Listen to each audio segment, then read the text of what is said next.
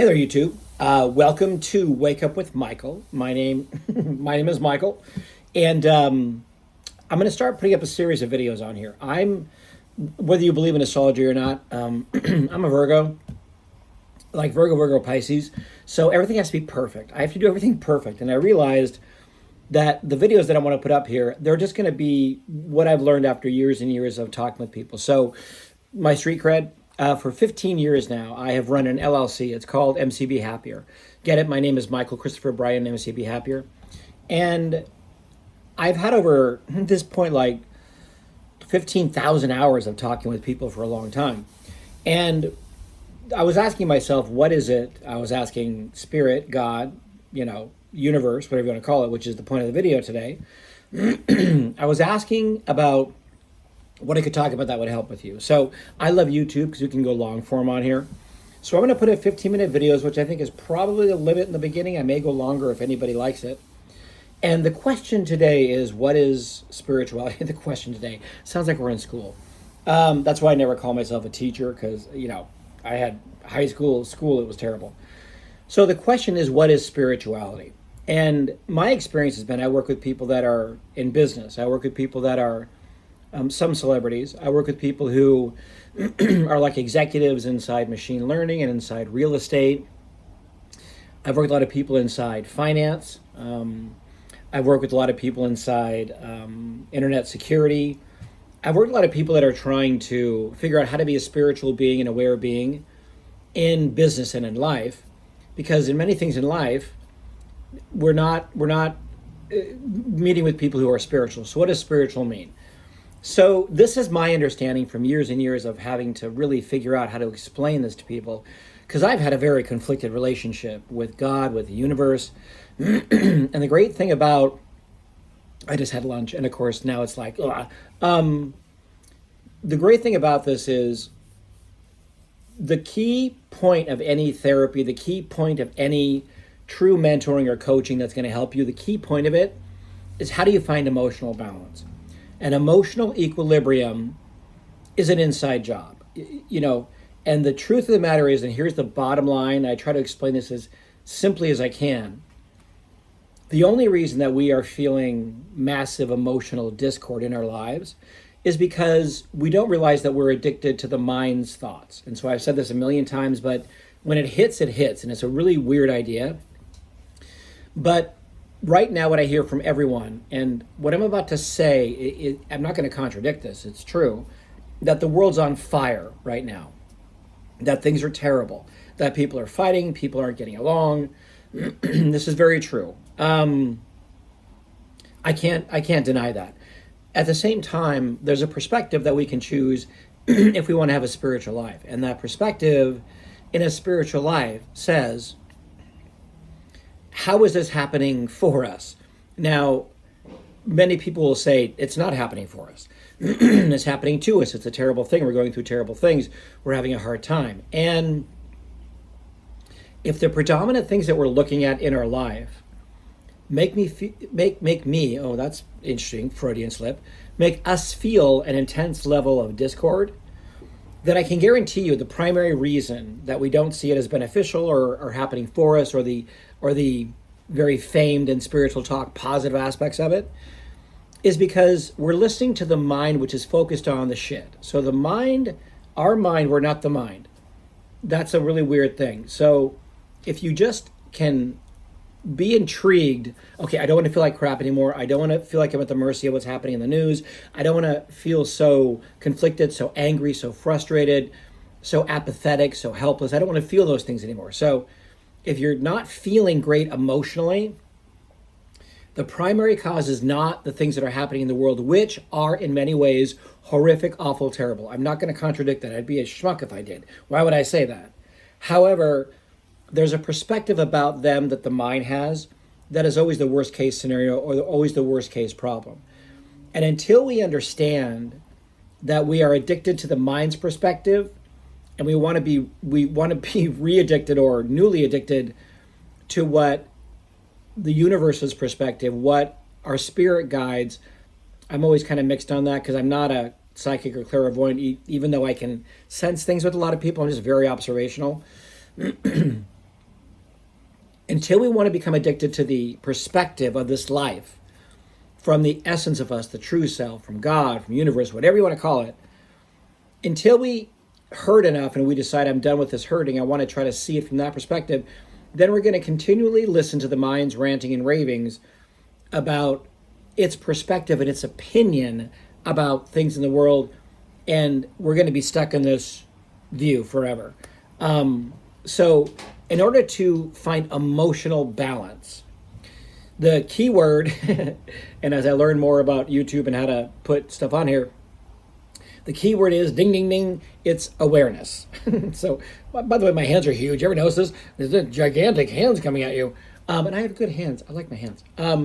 My dad had really good hands. My dad was a psychotherapist, surprise. So, awareness is the key. And literally, by you just hearing me talk about this and you deciding that you're going to be aware when you're listening to your crack addict addiction to your mind versus, which is why everyone talks about present moment and spirituality, versus your awareness of the here and now, then you're going to start to feel better. And this is a thing and a mantra. I don't believe in a lot of mantras, but I do believe in the ones that I have seen from countless people that have told me I've moved the needle on their life. This one I'm going to give you, many, many, many people have said it moves the needle on their life. And we say together, tune out so you can tune in.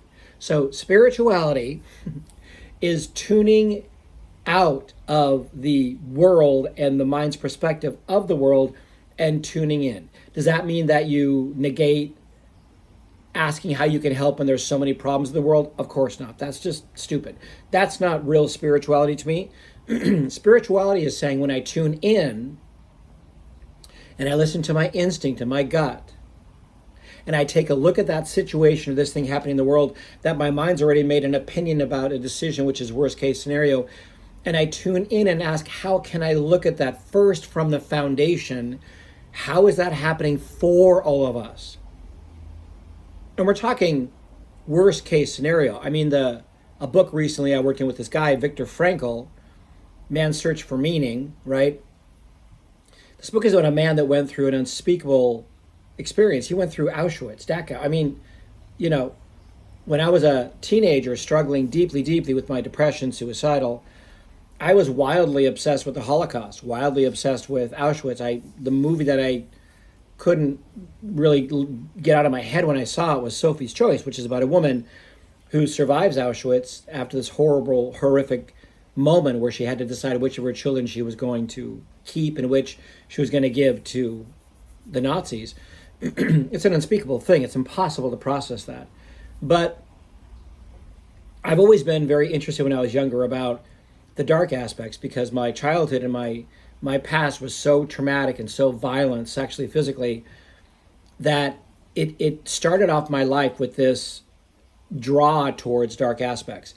But what it has happened with my deep spiritual life is I now look at those dark aspects and I ask, what's the positive aspect? How's that happening for us? And Viktor Frankl, in his very, very, very famous book, found how an inconceivable horror, Auschwitz, happened for him and for us, and he did the best he could to relegate that. Now, he was a survivor of unspeakable trauma, and I am, my dearest ones, a survivor of unspeakable trauma. I was molested at 8. I was having sexual relations as a child. And at 14, my parents kicked me out when they found out I was gay. So then I was a child prostitute on the streets of Seattle. And then when I got older, all of that, because my mother was mentally ill. She abused me. She took her life. I had it all. My grandmother was schizophrenic. And the best part, my dad was a family psychotherapist, but did nothing to really protect me except talk about these concepts I'm talking about, which is ironic. So my sweet father and my mother and father, who I've long forgiven, have gave me a great gifts, which is the ability to help people and talk about these things because I went through hell. So I'm not equating my experience with Frankl. That would just be insulting. However, I'm not going to negate what I went through because it was extreme. So I can talk about these things, but I can talk about them in a way to make you feel better. I can talk about this in a way to make you feel uplifted. because the most extraordinary people that I've met, that I've worked with, are people that came from incredible traumatic pasts and were in so much pain, they needed to figure out how that happened for them, not to them. And until we're in so much pain, we're willing to ask that question, we'll never embrace that idea happening for us, not to us.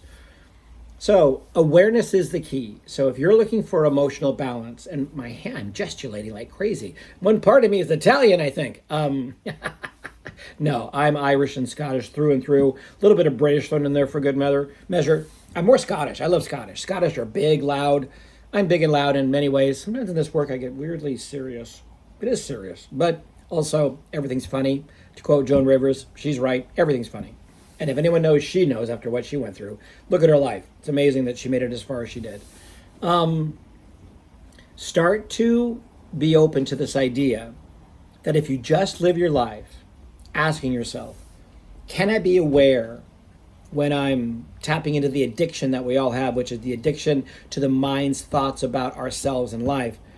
Can that awareness start to move the needle on how I feel better? And it actually will help you feel better. Now, if you come from a very traumatic past like I did, your mind is filled with horrific thoughts. And I'll wrap this up with a true story.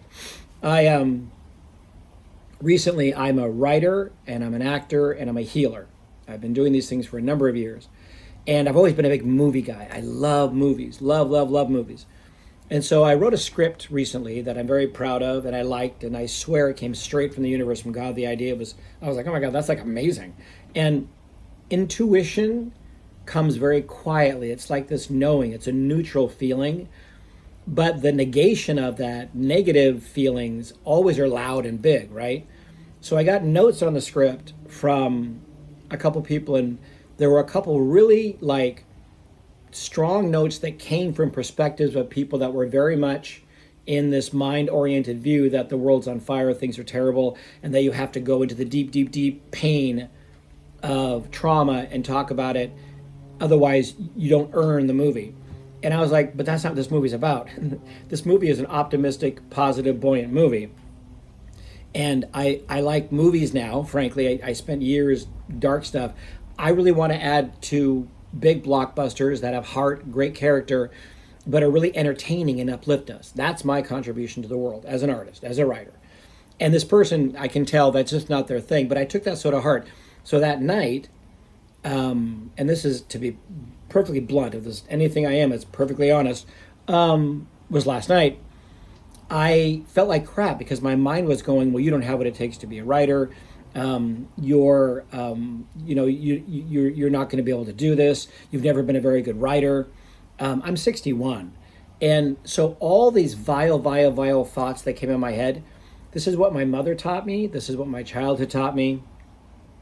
You would think at 61, after years of talking about this and studying this, I would no longer fall for a short amount of time prey to the mind's thoughts. But here's how spirituality can help you and change your life. Because I have a small circle of people that really care about me and openly care about me, and because I know how to think in certain ways, because I've trained myself to see the truth about what it means to be who I am, to look at my mind's perspective versus the essence of me, the soul of me, I realized I was triggered because that person was activating old thoughts that always held me back. And I know what I know about the story and the script. I know it's great. It's not going to be for everybody. And that's perfect. And so, of course, I slept like 9 hours because that was amazing. But the next day, which was this morning, I got up, I said my prayers, meditation, had my 2 cups of coffee, New Yorker that I am, born and raised in Seattle, New York for 35 years, so I got a New Yorker in me, but a compassionate New Yorker, not the bombastic New Yorker. And I was at the gym this morning. So awareness, spirituality, this path I would like to help you on, is absolutely going to serve you up with skills and mechanisms that will help you bounce back faster. Because honestly, 2 final truths I'm going to leave you with. 1, you are already everything you're trying so hard to be. And that's not spiritually bypassing. It's not idealistic. It is true. You're already a magnificent human being. But someone somewhere along the line taught your mind to think differently. And that's not true. It's bullshit. So that's number 1. And number two is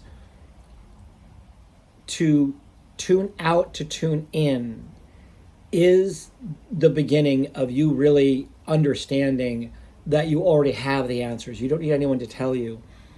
And once you spend the majority of your time going inward, then going outward into the world, so you're that big famous line, be in the world, not of the world.